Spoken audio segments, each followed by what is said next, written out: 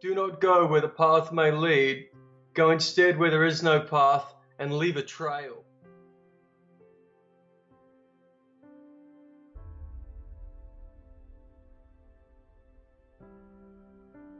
And what that means to me is some years ago when all this work started for me, I was setting off on this new path without any idea where I was headed, only where I was leaving from. And at the time I had a girlfriend who was very supportive, and even though she could see this path was leading somewhere else, she bought me this compass, and on the back of that compass she had inscribed that quote. And so when I was charting that course, I just kept that in front of me for years, and I used that to kind of light a way that I couldn't see, if that makes sense.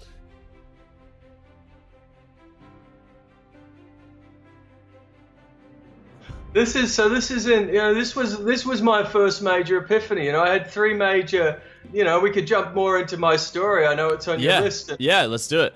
There's three major phases of my story. My first phase is growing up poor, working at KFC and working in factories and seeing that, man, I didn't even know what it was to be rich. I didn't even, it wasn't like I was looking at people driving Mercedes thinking, man, I could be that. Where I grew up, you didn't have that, right? It was more like I just saw there was this life that people were living that was monotonous and mundane, and I just believed there had to be something more, even though I had no idea what that was. And that was the first epiphany. At 16, I woke up in school. It was like this bolt of lightning that said, you know what, you can have more, and the way to get there is through your education. And it literally just struck me like that I was lucky, and it was in the last years of school, and I realized that if I studied hard, that I could actually, even though I'd never been serious about school, I hated school, I was bored of it, but I saw that that was my path, and I could actually take some major leap, even though I had no idea what that was. You hit it, man. That's second phase, right? Second turn. I'm a kid. I believe that money and financial security brings me freedom. I get to Goldman Sachs and I think it's all good. I think the most amazing life I can imagine will be created through this, because the philosophy was get the best job that you can. Get the best job you can, work hard, create your most amazing life. It always made sense. And then you know what happened? I moved to Menlo Park, California.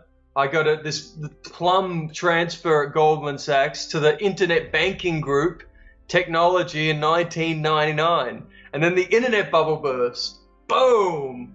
Overnight, this career track that looked amazing looked horrific. Half my office was fired.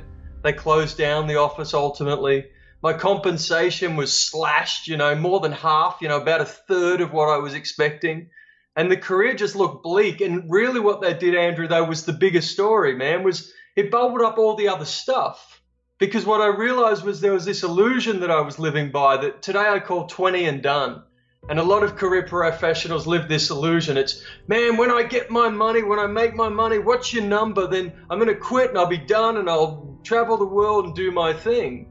And this deferred living plan that we all live by, I came to see was completely false. Not only was it false, but that it had been driving me so much because I didn't even know it was there. And that's when I stepped back, and that was that phase. And I started all of this work back in 2000. I said, what do I want and how do you get it? And this is where it gets, and this is where my work sounds obnoxious when I'm talking to people out in the real world. I come from a very humble background, but on Wall Street, 20 and done, this is a Wall Street idea, which is, on Wall Street, people are always creeping up to you, Andrew. I'm sure they do it everywhere in every career. And they say, hey man, what's your number? How much money do you need to be done, right? And on Wall Street, inevitably that number is 20. Man, if I had 20 in the bank, with 20 million in the bank, earning this and that after taxes, I can be, doing this and do it. It's always some number. And if it's not 20 million on Wall Street, it's, $2 million somewhere else. But it's always the same formula, which is that life is somewhere out in front of you. If only, you can keep getting there. And what I realized years later, having started this work many years before, was that was the hidden illusion. I was just at an event for Ramit Sethi, and Ramit talks a lot about invisible scripts. That's the invisible script. And by the way, it's the invisible script of retirement. You get to 65 and then you can go live. And what I started to do in deconstructing that was ask all the same questions that I love in listening to your podcast and reading your website, which is, what do you want? And go after it and put it on the line, because you know what? You got one shot and there's that life, and we all know what it is. We all have that vision, and it's a matter of, are you willing to go for it? Are you willing to risk it?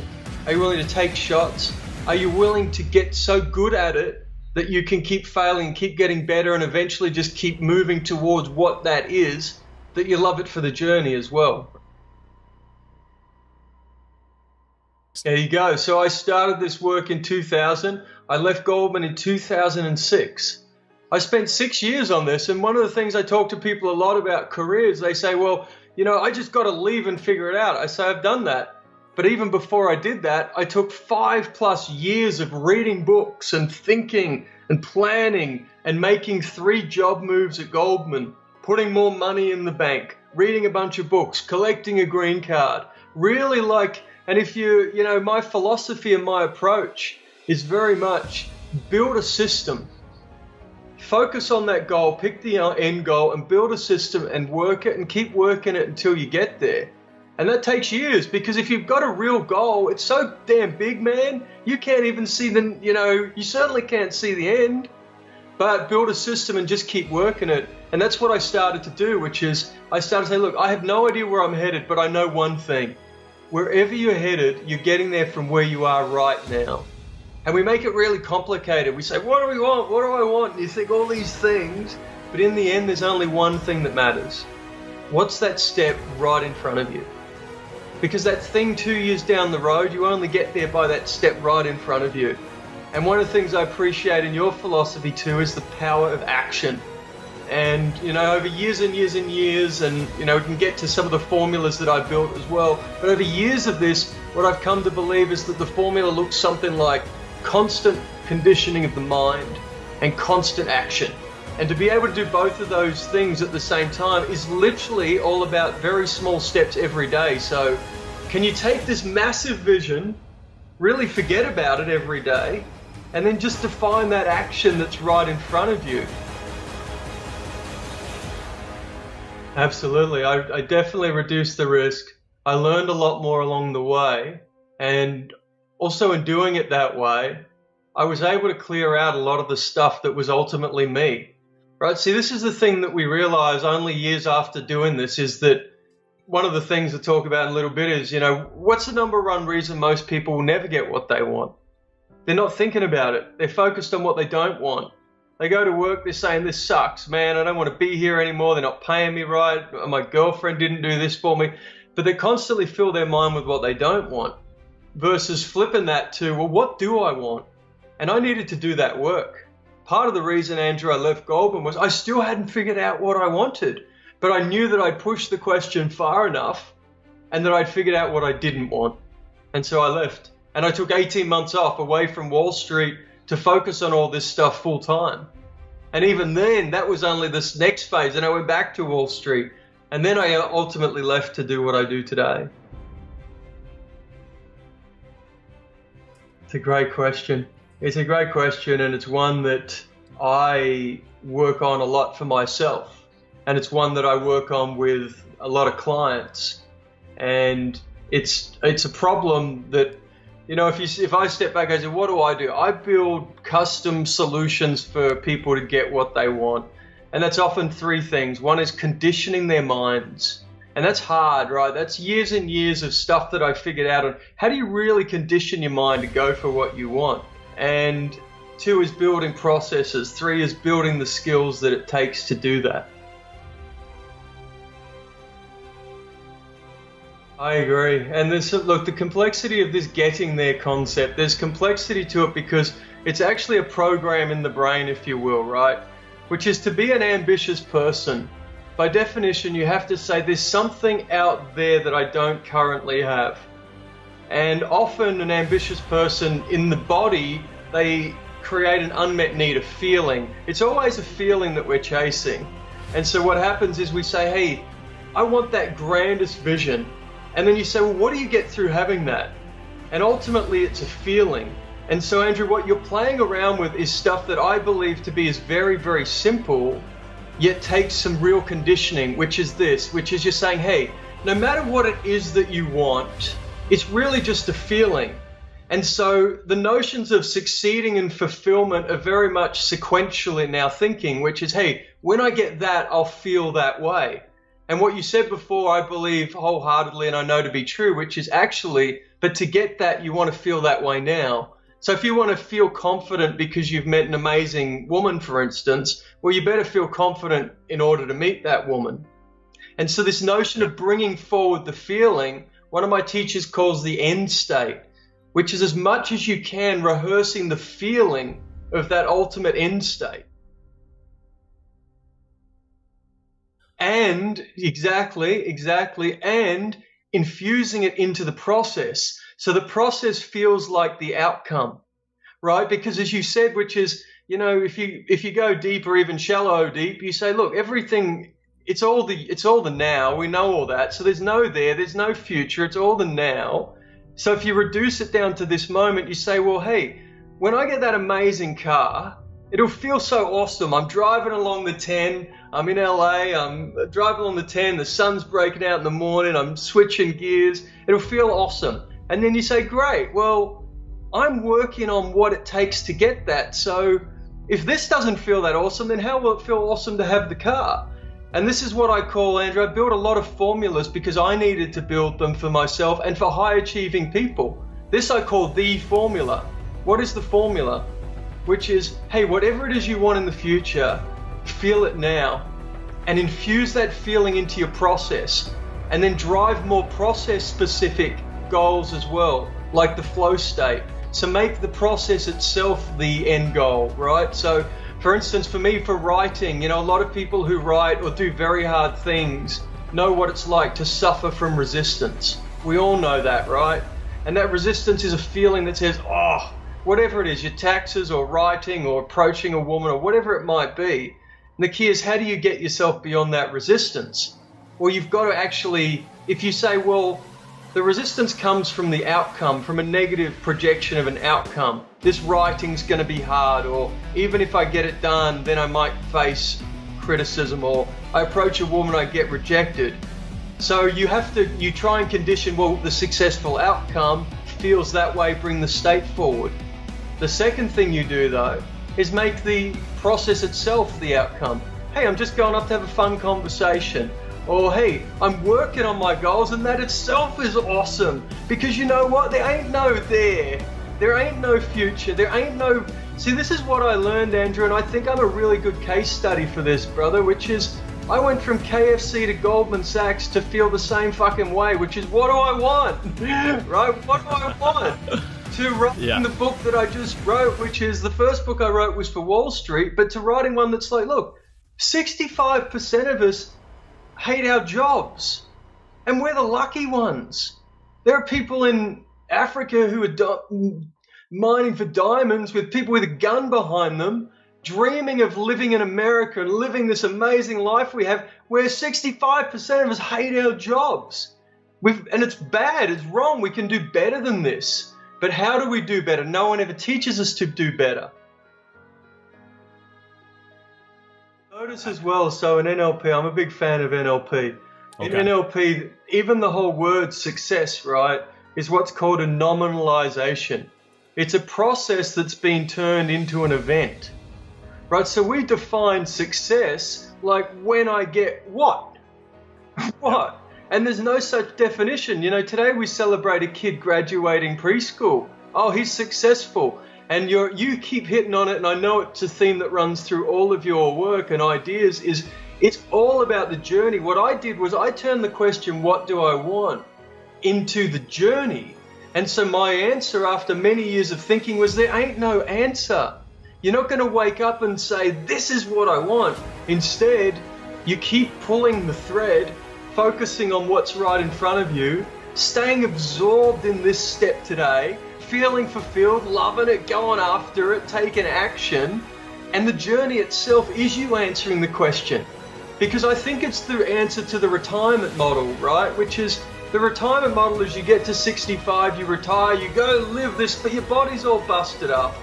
And it worked okay when your job was to work the land or to screw a bolt into a wheel. But I didn't retire when I left Goldman. I left to do whatever I wanted. But what I realized quickly is we're not searching I don't believe many people want to sit on the beach. I believe we want to find what we really love to do every day that's meaningful and fulfilling and do it. And I believe we want to be absorbed in it. It's like what Tim Ferriss lives, right? Like, yeah, he preaches the 4-hour work week, but what does he live? Which is this like maniacal approach to living and to really being into what you're into. And then you do it for the rest of your life. And so this idea of success idea in NLP it's a false idea versus saying, hey, how many ways can you see you're already succeeding? And how do you define it? Hey, if I took action today, did I have a successful day? And you find all the ways that feel good so you can keep giving yourself that pat on the back, man, because no one else is, right? Like, give yourself all the ways to feel like you're already successful because you're already taking the journey, and then take more actions and make it self-reinforcing. Oh man, they're stuck in the getting there. They're stuck in the getting there based on when they hit this thing that somebody put in their head. Maybe they put in their head. You know, like the hidden thing for me. Crap, I've worked ferociously. I make some money. I ride off into the sunset. I'm 35, 40. Wow, right? Like I had this thing in my head. And my belief is that most people have something in their head, whether it be, you know, it's marriage or it's the first job, or it's, by the way, like the Rolex at 27, or like there's something that we all have in our head. And I think you're hitting on it, which is why all my work is branded do what you want. What is success to me? Doing what you want. Whatever that is, you know, as long as you're not hurting people. Andrew, this is the dichotomy, and this is where this stuff gets hard, because I stand for two different things, right? Which is that person you're describing will be me, because I'm constantly striving to live this most magnificent life, right? And here's the only tiny, tiny difference, is that you don't do it believing that something will ever change, right? So you don't do it believing when you've made your money, suddenly you know, everything is going to be rosy and you're going to feel amazing and, you know, life is profound and you found the answers. It's more that, to me, what I believe is that if you can remove those illusions, then you get in touch with your real motivation. And the real challenge is this: if you remove a lot of that, call it, you know, motivations like getting there is, hey, so for instance, right, we know the real motivator behind money for a lot of people is to feel significant. And you don't want to feel significant unless you don't really feel significant, right? So if you say to that person, well, feel significant now. And then they say, well, why would I want the money, right? Because they're using that negative gap, if you will, to create their motivation. But if you say, hey, feel significant now, how do you feel? Feel amazing. Well, you don't want to just sit around and do nothing, do you, when you feel amazing? You're going to take the action anyway, but you take the action from a different intention. So what you said is right on, which is, look, that person will be me. If I'm alive long enough, I'll still be chasing my most amazing life. But hopefully I keep deepening these teachings, because I'll be very honest with you, I've trained with the best hypnotists in the world. And I don't believe that there's some magic pill where you program this stuff into your head. What I believe is that you train it every day and you condition it like you train and condition your biceps. It's part of the journey that you strengthen your skillfulness at living. And part of that is to say, hey, I'm chasing the most amazing version of my life, but I know that if I can't feel full, whole, complete today, or whatever your phrase is, or fulfilled today, or whole, or whatever your phrase is, then the rest is an illusion. You're never going to, look, I've had it. I've had the sports car. I've had the hot woman. I've, I still ski for seasons. I do what I want. I live where I want, right? Like, if I can't feel fulfilled now, when will I? And if we can't feel fulfilled in America, how the heck will the guy in Africa? Because these are all illusions in the head, right? Like, this is the whole thing with equality and the 1%, the 99%. It's all false, because we all want the same thing. And the 99% here is no different. You know, some dude in Africa, he's the 99% and they're the 1%. It's all perspective. And the perspective is that fullness. You're really hitting on it with your fulfillment stuff. So I'm really into some of the stuff that Tony Robbins does, in particular some of the really simple frames that he uses. And I really like the frame of pain and pleasure. And I listened to a podcast the other day that James Altucher did, and he called it, it seems like so many successful people are always battling the mind. And, it was Cal Newport, who's all about this deep work, right? Getting beyond the mind. And I think that you're really playing around with these potent topics, which is until you're able to harness the mind and get beyond that stuff. And I happen to believe that what we're really talking about, if you want to be honest about it, is only and always one thing, my friend: fear. Just has different names: stress, overwhelm, confusion, uncertainty, don't know what I want. And we put it all up there, and it allows us to keep looking for things that aren't already inside of us. We keep looking for a reason that we're not feeling fulfilled, versus saying, hey, I can feel fulfilled now just by saying, what's that feeling? What is that feeling? Look, here's the truth of it, and this is the whole battle in the mind and where it gets hard, man, is that to go for what you want is hard. To escape waking up every day and putting on your khakis and blue shirt and dropping by Starbucks and having the same lunch every day and creating your own trail to do what you want is hard. In the same way that going to the gym is hard, to get stronger is hard.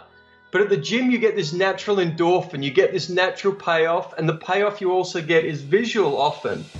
And to use that very simple pain and pleasure, if it's hard to do the work, if it's hard to advance the ball, if it just feels like every day is hard, the brain's going to look for a payoff. And drugs and alcohol, I'll be very honest with you, I think they have their place. And a lot of people in my world, NLP, hypnotists, they're very against, our medicated society. And so am I. We overprescribe ADHD and depressions and all. We overprescribe it. But in the end, these are tools. And what are they? They're tools to teach the brain to find pleasure. And I believe that part of what we're talking about is finding pleasure in the striving. If guys like John Wooden, like the people who teach excellence, they teach just, the mundanity of excellence type stuff, like just truly finding pleasure in the activity itself of getting better, of absorbing 20 minutes longer and being satisfied with that itself. And by the way, I would tell you, in all seriousness, for everyone listening, this stuff is hard. I do what I do because this stuff is hard, right? Like I'm conditioning my brain all the time. And I believe I'm on the cutting edge of these topics because I think they're really hard.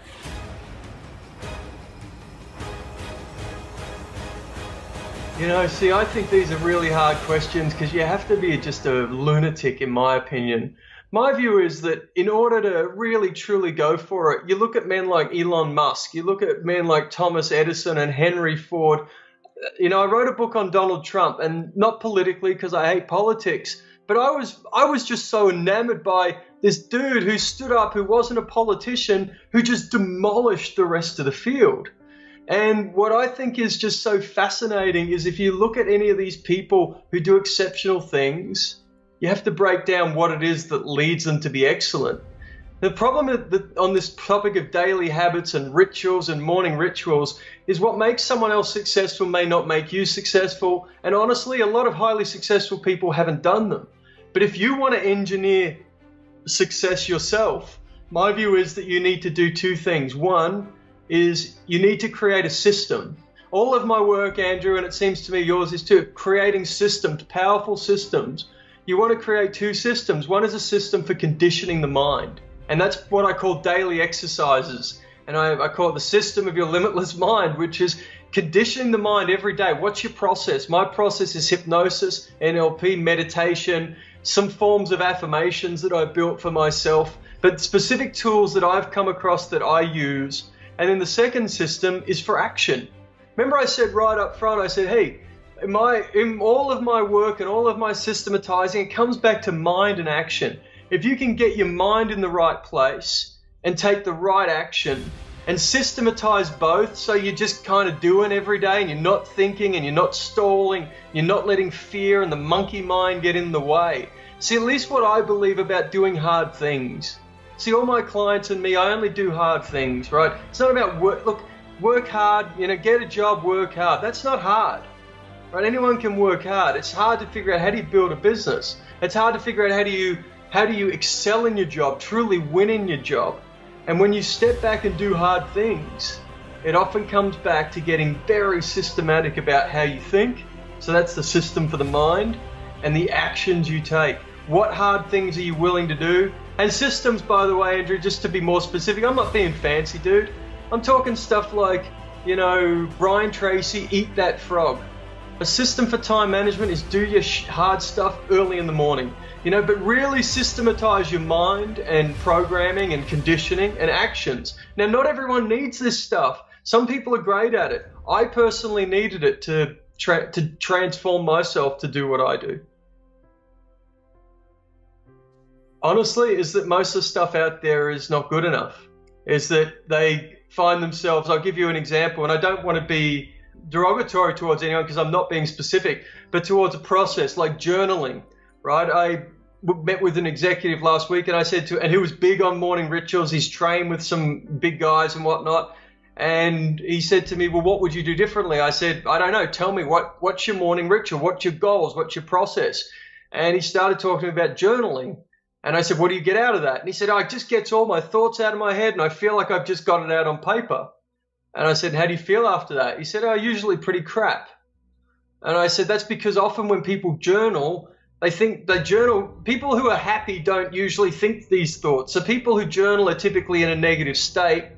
They write down all their negative state. They deepen the state. And so if you're going to journal, the trick is that you've always got to journal your way out of it. Hey, I woke up feeling crap, and then I thought to myself, you know what? Today's another amazing day, and every day I'm in charge of my state. So your journaling really becomes programming. So if you're doing that, create programming. But my point, so my specific example, the inductive answer is, look, man, I think this stuff is really hard to get right. In the same way that, look, walk around any gym and 95% of the people you see will be in the same shape a year from today. Because doing it yourself is really hard. Honestly, finding other people to do it for you is just as hard as well. But that's where that just takes the persistence and the willingness to keep searching out better and better tools, better and better teachers. And dude, I think to just keep doing the work. I mean, everything I've read on you suggests that it's about the hustle. Look at even the books behind you, man, the bookshelf. It's like, do the work, just keep doing the work and keep getting better. When I was on Wall Street doing all this work, I figured, hey, when I quit my job, I'm going to be happy, right? When I quit my job, all the problems in my life are going to go away. I'm going to have time and money. I'll be doing what I want. And I felt the same way. And that was because I picked up a job that was just as hard. It was, much, much harder, much more stressful. I didn't know how to write. I was stuck in all these ways. I was doing things that I didn't know how to do. I was trying to answer questions that I didn't even know were wrong questions. I didn't even know what the right questions were. And there were, all of these things that made it hard. And what I realized from that was I left Los Angeles and I moved to Vail, Colorado, and I was skiing for the season. I was there to fix my head, literally to program the crap out of myself, to really keep driving this, to transform myself.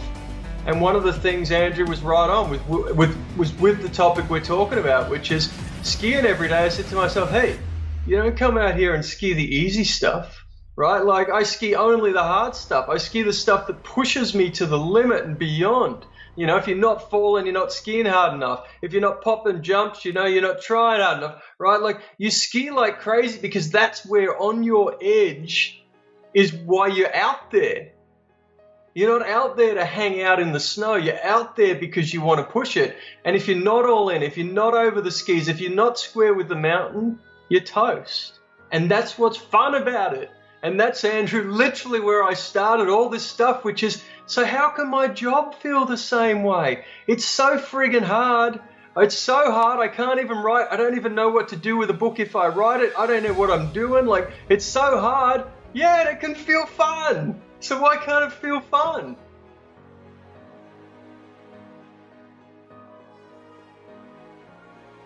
I believe that the body-mind is merely a habitual machine. And so this is what I believe happens. You're in that old job, you feel a certain way, you say, hey, when I've got this, I'm making more money, I'll feel that way, right? But you felt that other way for so long that it left this habitual imprint in the body-mind of the old machine, if you will, right? And part of your job today is to keep imprinting the greatest feelings over the top so that that becomes the new imprint. And you do that through a very simple exercise like the one I suggested, which is between the, man, it's beautiful, I'm on the beach, you do like a mental review of like, man, look where I've come from. And you celebrate every ounce of your success as much as you can. And then my other thing, for what it's worth, is a little bit nuts, but look, I live in nuts because my clients are already successful. They're already winning. When you're already winning, how do you take it all the way? I call them continuous practices. You run a drill like that all the time. As often as you can during the day, you just sit back and you say, hey, this is random, but what's the most amazing sense of fulfillment that I've ever had? And then you get something in your brain, you say, well, what did that really feel like? And you celebrate that feeling. And I believe this is what life is. Life is literally an experience of our past, current, future feelings. It's just a choice as to how we do it. Whether we go back and rehearse crap feelings, which we do all the time, go forward and rehearse crap feelings like fear and anxiety and worry, or we rehearse all the good stuff in our life. And I believe, honestly, man, you hit on it. It comes down to daily practices, what we rehearse every day. Feel. The only thing that changed in all that, come back to your topic of drugs and alcohol, right? The only thing that changed in all that was a feeling. The day is still the same. You're still doing the same stuff. So this is what I learned experimenting with drugs. I don't drink because I think the downside, the hangover, ain't worth the payoff, right? That's my view. But what I learned from years of experimenting with these substances was I was like, wait, but I'm doing the same stuff. It just changes my subjective experience of it. And what we're talking about is literally training that and conditioning it until it becomes more and more predominant in the body mind, right? In the what I would call, I get from an Eastern school, the doer, right? In the body mind, right? You're conditioning the body mind just to feel more and more that way because in the past it was habitually used to making different sets of chemicals. See, there's an interesting, ordinarily you say yes, right? But there's a very interesting concept that we use a lot in NLP, what are called convincers, which is what convinces your brain of something. So for instance, I may talk to a young person on Wall Street and they might say, well, yeah, that's your experience. I have to experience that myself. I might talk to someone else and they say, oh, I talked to 3 other people and they said the same thing and that changed how I perceived my career. And so the answer is very individual ultimately, right? There's always a blanket answer, which is always the wrong one, but a decent generalization. But the right answer is it all depends on the person, which is what specifically convinces you. But a lot of it is true. And I'll be very honest with you too, you hit on it, which is I would never suggest money doesn't lead to happiness or having material objects don't lead to happiness. I believe that there's a lot of apathy in the Eastern traditions. I believe a lot of those traditions are born of the fact that those people will never make their life better. So there is no hope in them. Whereas I believe in optimism, but that end state feeling. But also that notion, look, man, if you ain't got enough money, you're not going to do what you want. There's no freedom if you don't have financial freedom. It's very simple. You've got to, at the very least, take care of the money. The illusion, though, is that, hey, if I've, got 100 grand, or if I got 1 million or I got $10 million, that suddenly life is rosy. No, you just have different problems, but they're high quality problems, but they're problems. And you know what? If you're miserable and you've got $10 million, it doesn't matter. There's jokes about show up to your problems in a limousine and people laugh, but you're still unhappy. But look, it's necessary. You need to take care of the money. You're right.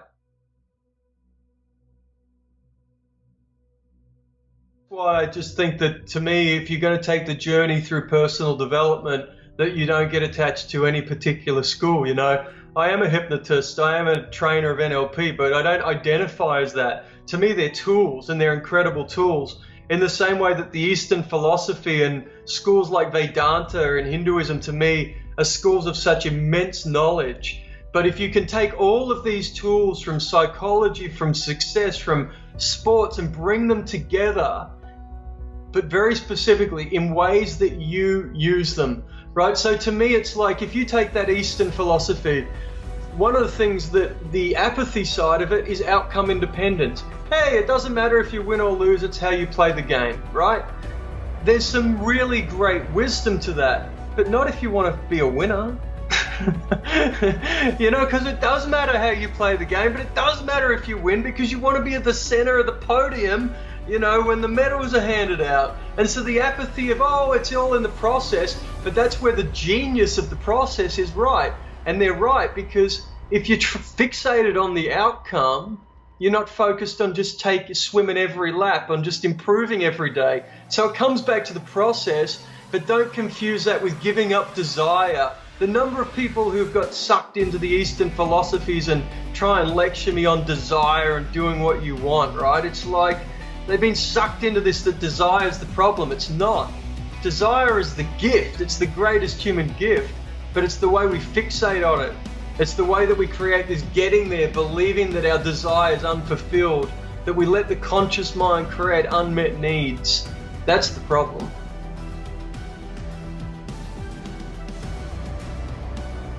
You hit on it, which is, that's why I left Wall Street to do this. It's why I started writing the first book, which is it's all about your system. It's like you don't need thousands of pages of ideas. I wrote the one book that I wish someone had given me, which is how do you build your system? That's it. Because you hit on it, which is, look, you don't need all these ideas. You need some ideas from, in my view, you need some ideas from NLP, because you need to rewire your own brain. You need some ideas from the Eastern stuff, because it helps you really process this stuff about fulfillment. Our Western society is so messed up by consumerism, right? Like, if you look at our definitions of success are so material that we're never introduced to anything else. But if you can bring all these together into your own system and your own philosophy, and you define success to be what matters to you, what I just call doing what you want, boom! I mean, what's not a formula in that? Stop thinking about it. The number one lesson that I invented for myself when my mind was really messed up was what I call the number one rule of mind control. Only think about what you want, whatever it takes. And I know it's hard. That's why I'm into hypnosis, because I think a lot of this gets better done unconsciously.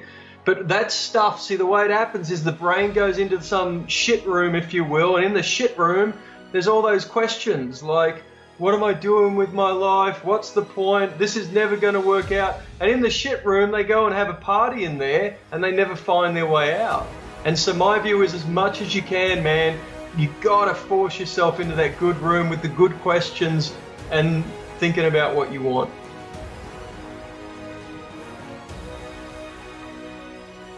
Fear. It's always the same thing. Maxwell Maltz, I think, has a beautiful notion of self-image and person. Look, having read thousands of self-help books, I only come back to the top dozen or so, and you know, self-image is such a potent concept because it says I'm not that, or I'm not good enough for that. But behind all this shit is fear, indecision, fear, resistance, fear. And look, I just love a lot of your philosophy about making mistakes, because the number one reason you make mistakes is to realize that they don't harm you, that you get up stronger, that you got to make mistakes to get better and all that stuff. But man, I can't yell it far enough, and it sounds politically incorrect because we like any answer other than I'm scared. But I'll be honest with everyone, I've been scared plenty, been scared a lot, and I just keep taking action, because what's your alternative? You know, to live a life where you're not scared, where you're so protected that you're bored out of your brain every day. That's why we all do what we do.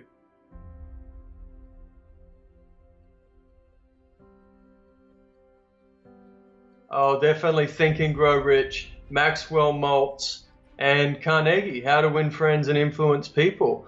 I mean, my view is, you know, the old school books are just full of such incredible wisdom, but the hard path, the hard journey of personal development is to give up the shiny new book and master. Literally, my view is, if you just took Think and Grow Rich and mastered it, literally spent 10 years mastering that book, including doing all the exercises rather than just picking up ideas and playing around. That's my view. You pick up great books and master them.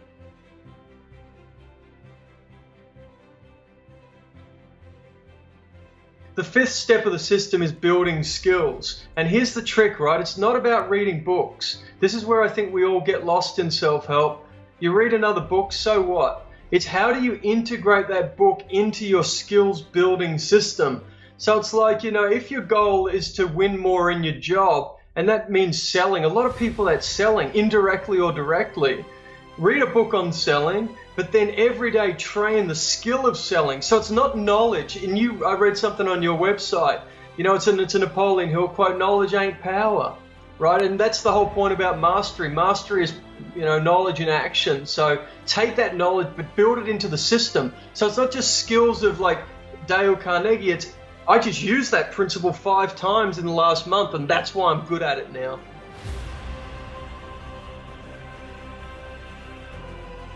Chill the fuck out, dude. Excuse my language, but chill out, like let it go. Like, don't take it so damn seriously.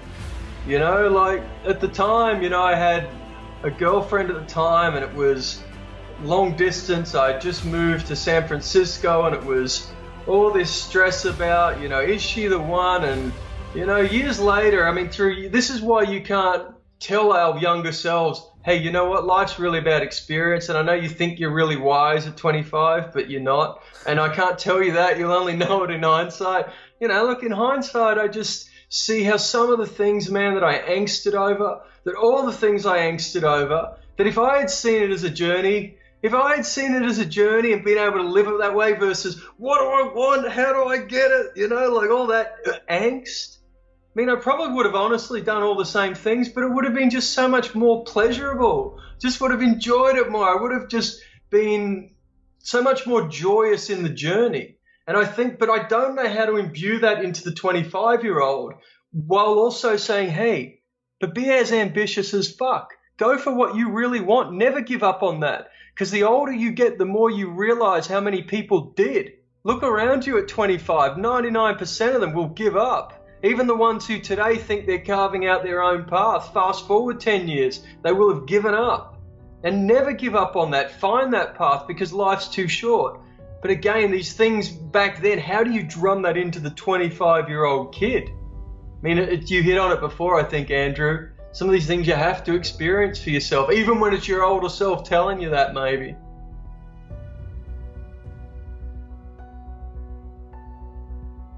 Yeah, that to me is, look, there's a lot of complexity to this topic because ultimately, you've got to get really deep for an individual. But, again, this is politically incorrect but true. Many people are with other people not because they want to be with them, but because they're terrified of being alone. Right? We all know that. Many people marry people because it is the right thing to do. There's momentum. They've been together since college, whatever, right? So there's a whole bunch of people who are going to follow the momentum. They're going to follow the fear of being alone. They're going to settle for someone who's a great partner, but maybe they're never really going to strive for that person who they fear might reject them or whatever. They'll stay in their comfort zone in their relationship. And I think that what you're playing around with to me is a metaphor for life, which is what sort of relationship do you want? Do you want that person where it's good and great sometimes, or do you want that person where it's so unbelievable that you couldn't have imagined you'd ever find someone like that? And then the challenge for a lot of us is, do you hold out for that person? Do you whatever? And, look, Andrew, this stuff has always been very, very easy for me, even if it was hard to execute on it, which is it's always been easy for me to say, I've got to go for what I want. And that means I've got to get over all the fears and whatnot that get you to cling to what you've got. Because my view with relationships, again, this is a view you get when you're older, but I've also spent many years thinking on these topics, is that if the answer is maybe with a woman or a man, the answer's already by default no. And it should be obvious, right? Like, if the answer's maybe, the answer's no. Because it's not yes, right? And what I mean by no is it's not yet. That at the very least says take time away from the person. But that creates all the fears. And then someone takes time away, they feel lonely. So if you're going to experiment, you've got to be willing to do the work. And my view is that's where, to be very honest with you, that's what I like about the pickup community. There's a lot I don't like about the pickup community, but my view is that if every man had the skills to meet women, then you would have much better relationships. One, the men in relationships are better. Once, by the way, they reach that point of maturity that most people in the community haven't reached, where they think it's all about banging some other woman, right? But once you get beyond that, you're a better man to a woman because you actually understand women. But most important, you've built the skills to go find someone that you really want. See, this is where it's the same as your job. Hey, you want to build your online business or you want to build an offline business? It takes skills. Are you willing to invest in the skills, or do you settle for that job that 65% of people hate? And that's why, to me, I believe I'm a real purist of personal development, which is my stuff's all about goals and develop. It's not about mindset and planning and all this junk. It's about build yourself into the monster that can crush your goals. And it's all the same thing. Do you settle for your relationship that's good but not great? Or do you go for that woman you really want? Do you settle for your job that's fine? Or do you become the badass that can crush your goals?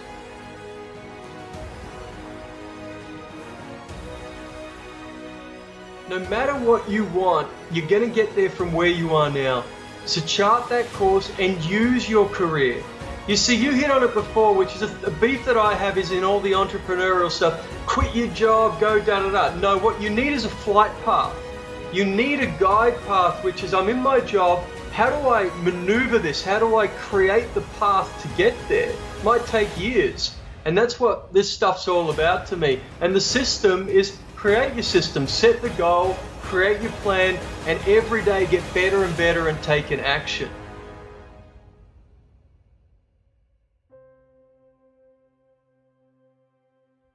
Oh man, you know what I'm pumped up about is that these books, these career books were the work I was doing 15 years ago. The book that I'm writing now is, and look, I create stuff that I needed. I wrote the book I wish I had been given, and I left Wall Street to do this because I wanted to share these ideas. And the hardest part of my journey has been doing this, leaving Wall Street and figuring out, hey, it's not about follow your passion. It's about how do you do that? It's about, one thing to say create an audience, but how's that a business? And how do you literally build yourself into someone who can do very, very hard things? And that book, which, has still got a working title on, but it's literally, to me, the most potent tools of human transformation. And how do you build it? How do you do it every day to become that person? See, this is part of my philosophy, and I know it's right, even though it's hard to describe, which is it's not about goals. It's about that goal forces you to become that person. It's about ultimately becoming that person. It's like being at the gym. The goal isn't to say bench press 200 pounds. The goal is to show up every day and train your ass off and become the guy who can bench press 200 pounds. And when you're becoming that guy, that's the goal. The goal is that process of the goal. And so what I'm very focused on though is what are those tools?